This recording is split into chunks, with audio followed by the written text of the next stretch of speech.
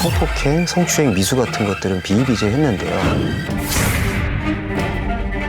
경찰분들이 오셨는데 클럽 관계자들의 진술을 듣고 돌아가시는 것은 리얼 파티타임이라고 하는 마약과 성폭력 그리고 성매매,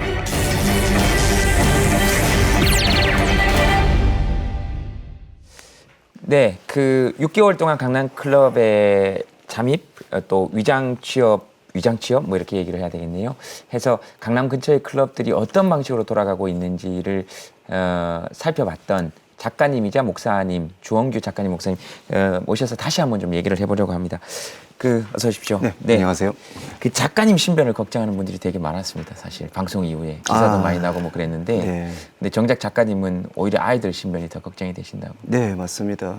저 혹시라도 이런 것들이 공론화로 인해서 아직도 거기서 일을 하고 있을 아이들이 2차 피해를 입게 되지 않을까, 그런 노심초사하는 마음으로 접근하고 있습니다. 네, 알겠습니다. 그런 마음이 좀 전달돼서, 그러니까 이게 우리 사회가, 우리 사회 이렇게 얘기하기도 그렇습니다만, 우리가 아이들이 정서적으로 그다음에 또는 실질적으로 자고 먹고 할 수 있는 공간들이 너무 부족한 거 아닌가? 맞습니다. 그런 생각이 듭니다. 그러니까, 실제 생존적 공간, 정서적 공간들이 처없이 부족한 건 사실이라고 생각합니다. 그런 데 대한 해결책 없이 자꾸만 이런 문제들만, 그러니까 아이들에게만 문제가 있다는 식으로 부각이 되는 것은 그것 또한 나쁜 것이죠. 그게 지금 자꾸 이렇게 선정적인 또는 뭐 연예인 뭐 이런 부분에 대한 보도와 동시에 조금 이 논의 이후에 작가님이나 목사님이 조금 함께 이야기를 나누어서 우리 아이들이 정서적으로든 또 실제로 몸을 둘 수 있는 공간들이 어디든지 빨리 좀 준비가 돼야 되겠다는 생각을. 맞습니다. 사회적으로 지속적인 관심을 가지고 우리 사회에서 사실은 약자라고밖에 할 수 없는 사람들에 대한 끊임없는 관심, 논의, 민의, 제도적 변화, 이런 것들이 같이 가야 된다고 생각합니다. 네, 알겠습니다. 강남 클럽이 버닝썬의 하루 매출만 뭐 수억 원이 있다 이런 보도도 나오고 그러는데 실제로 보셨을 때, 들어가셨을 때 작가님도 그런 얘기, 책에서도 아마 그런 얘기를 쓰신 것 같은데 1조 산업이다. 네. 처음에는 제가 이제 그쪽 클럽 관계자한테 3년 전에 그 말을 들었을 때는 허언이라고 느꼈습니다. 아, 그들만의 어떤 무용담이겠구나. 그런데 6개월 동안에 그들의 어떤 흐름을 보게 된 결과 그게 그렇게 허언만은 아니겠다. 왜냐하면 일부 연예인들이 지분을 갖고 참여하면서 본격화하고 그 다음에 외국인 투자자들을 검은 돈의 유혹에 영입하려고 하고 그런 과정에서 사실 외국인 MD라고 할 수 있는 그런 어떤 통역도 가능하면서 우리 한국의 어떤 형태를 클럽 플랫폼을 사용해서 산업을, 음성적인 산업을 일으키려고 하는 그런 상황들, 그리고 그 안에 그들만의 네트워킹이라고 하는 VVIP 네트워킹들까지 가세가 되면 그들이 말하는 1조 산업이라는 게 그렇게 허황된 말이 아니었구나라는 짐작을 하게 됐습니다. 그러니까 이게 만약에 정상적인 외국인 MD 활동을 한다든지, 그러니까 뭐 괜찮은 클럽 문화 되게 많지 않습니까? 파티 플래너 같은 경우. 그런 분들에게는 피해가 가지 않아야 되겠지만 여기서 말하는 지금 불법적인 외국인 MD라는 것은 여러 가지 다른 일들도, 불법적인 일들도 포함이 되어 있는 거죠. 네, 맞습니다. 사실 이 자리에서 되게 조심스럽지만 그 일반 MD와 사실 속칭 포주 MD로 구별해서 우리가 봐야 된다고 생각을 합니다. 대다수의 MD분들은 이제 파티를 잡아주고 뭐 단골을 유치하는 그런 일반 MD분들이 많은데요. 사실 일부의 이제 제가 포주 MD라고 그렇게 강하게 말씀드렸던 이유는 사실 강남이란 산업은 클럽이란 산업이 발달되기 이전에 음성적으로 룸사롱이나 단란주점과 같은 유흥업소들이 성행하던 장소였던 것으로 알려져 있습니다. 그런 곳에서 사실은 성매매 여성들을 접대를 알선받거나 거기서부터 조달을 받아서 그것을 클럽이라는 플랫폼 안으로 이렇게 이식시키는 그러한 활동들을 하는 것을 저는 포주 MD라고 표현하고 싶은데요. 사실은 일반 MD들 사이에서도 포주 MD들이 누구이며 어떤 활동을 하는지도 사실은 일반 MD들 사이에서도 잘 모르고 있던 것으로 3년 전에 파악이 됐었습니다. 그러니까 클럽 안에 또 다른 불법 클럽이 있는 거라고 보면 되는군요. 네, 클럽이라는 유흥문화를 이용해서 사실은 그들의 파이를 키우는 형태가 제 눈에는 사실은 반문화에서 목격되었던 것 같습니다. 이런 문화가 지금 거의 고착화되어 있는 거라고 생각하십니까? 네, 저는 조금 아주 좀 악하게 진화가 되었지 않았을까. 3년 전만 해도 그것이 어떤 스타트업 되는 관점이라고 저는 생각했었는데요. 그런 부분들이 조금 더 원활하고 조금 더 치밀해지지 않았는가 하는 우려를 씻을 수가 없습니다.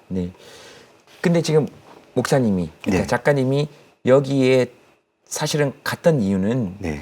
사실 아이들 네. 때문이지 않습니까? 네, 처음에 맞습니다. 출발점이. 네, 맞습니다. 그러니까 아이들은 이 안의 구조에서, 그러니까 네. 우리가 자꾸 이 클럽 안의 구조나 이런 것들을 이야기하면서 여러 군데서 놓치고 있는 것이 네. 아이들 문제인 네, 것 같아요. 맞습니다. 그죠? 저는 그게 미성년자. 본질이라고 생각합니다. 네. 오히려. 네. 그 본질에 대해서 좀 이야기해 주시겠습니까? 네. 이 미성년 성매매가 이게 네. 얼마나 심각성을 가지고 발전되었는지가 저한테는 되게 다가왔던 큰 충격적 주제였는데요. 네. 먼저 이 미성년 청소년들이, 가출 청소년들을 검은 돈으로 유혹하는 손길은 바로 스카우터 MD라고 또 표현을 합니다. 스카우터 MD가 네. 되겠습니다. 가출 청소년들이 이제 속칭 가출팸이라고 해서 네. 어떤 일정 지역들의 자기들만의 커뮤니티를 꾸리는 곳들이 있는데 네. 그런 가출 청소년들을 찾아와서 너희들 강남에서 클럽에서 1, 2년만 고생하면 연예인을 시켜주겠다. 많은 돈을 벌게 해주겠다라는 말로 해서 처음에 그런 가출 청소년들을 먼저 데리고 가는 곳이 강남 일대의 룸사롱과 단란주점 혹은 보도방이라고 표현하는 그런 윤락행위하는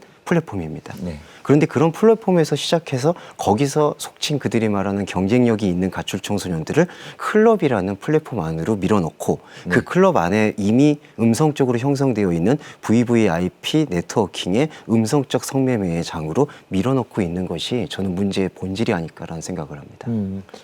여기서 미성년 성매매를 네. 할 수 있는 네. 그러니까 말하기가 그렇게 지금 네. 그 사람들이 골라내고 있다는 거. 네, 맞습니다. 그러니까 이 산업 구조, 음성적 산업 구조가 상당히 악랄해졌다는 건 네. 클럽에서는 아무 책임을 지지 않으려고 하는 것이고, 왜냐하면은 네. 자신들이 주민등록증을 속이고 그리고 마약에 취했던 가출 청소년들이 들어와서 걔네들이 벌이는 어떤 일탈이다라고 모르쇠를 하고요. 또 단란주점과 룸사롱에서는 또 우리는 또 모르는 일이었다. 우리는 그냥 유흥업소 여성이었던 거다. 이런 식으로 해서 서로가 모르쇠로 하지만 사실은 보면은 이렇게 2차, 3차로 서로가 서로에게 하청을 주고 주고받는 그런 거래 관계가 형성되고 있지 않은가. 그게 3년 전에 목격된 상황이었는데 네. 저는 회의적이게도 지금 이 순간 그게 그렇게 약화되었다고 보지는 못할 것 같습니다. 지금 목사님 보시기에, 작가님 보시기에 이 규모가 얼마 정도 된다고 보십니까? 정확하게는 잘 모르시겠지만. 네, 추산할 수는 없지만은 그래도 저는 현재 예. 아마 우리가 흔히 말하는 음성적 윤락 시장이라고 표현할 수밖에 없는 네. 이러한 시장의 규모는 지금 강남에서 너무나 판이 키워졌다는 생각이 듭니다. 네. 왜냐하면 클럽이라는 곳에서는 정말 끝을 모르는 상태로 이 술값이라고 말할 수 있는 주대가 기하급수적으로 치솟는 걸 볼 수가 있습니다. 우리가 언론을 통해서 나타나는 그 주대, 술값만 봐도 한 세트에 1억이 넘는 세트들이 출범하듯이 그렇기 때문에 이제는 제동이 걸리지 않는 그러한 움직임들이 저는 강남이라는 그 전체적 지역을 통해서 이루어지고 있지 않는가 그렇게 봅니다.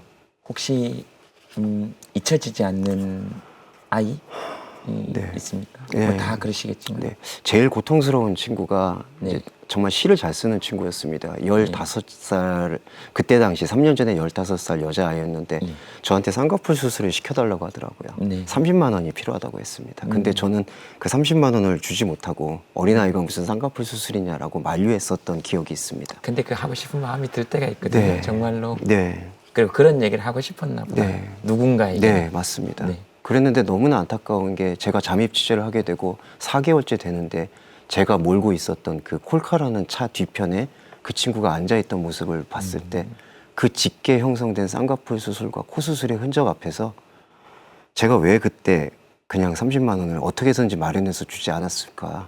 그때의 가정법이 떠오르면서 지금도 그 친구가 기억에 많이 남습니다. 네. 네.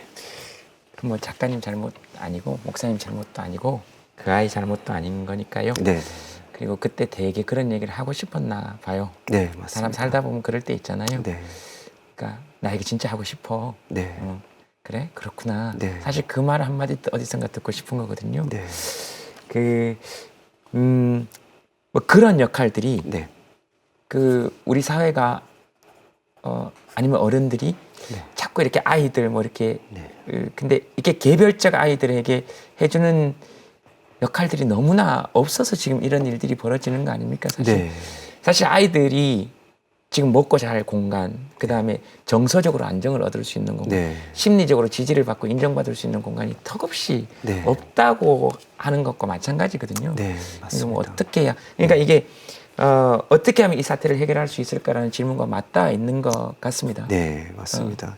저는 이게 비단 가출 청소년들만의 문제가 아니라고 생각합니다. 그 클럽 안에는 사실은 부유층 자제라고 할 수 있는 미성년 청소년들도 하루에 2천만 원 이상을 쓰게 되는 그런 어떤 안타깝고 기현상들도 목격이 되었었거든요. 네. 그게 피디님 말씀해 주신 것처럼 사실 정서적 공간이나 심리적 공간이 없는 그런 부재의 상황이라고 생각합니다. 네. 그리고 안타깝게도 지금 청소년들은 10명 중에 9명이 연예인 외에 다른 것 외에 강남 외에 다른 어떤 걸 할 수 있냐라고 자조적인 질문을 우리에게 던집니다.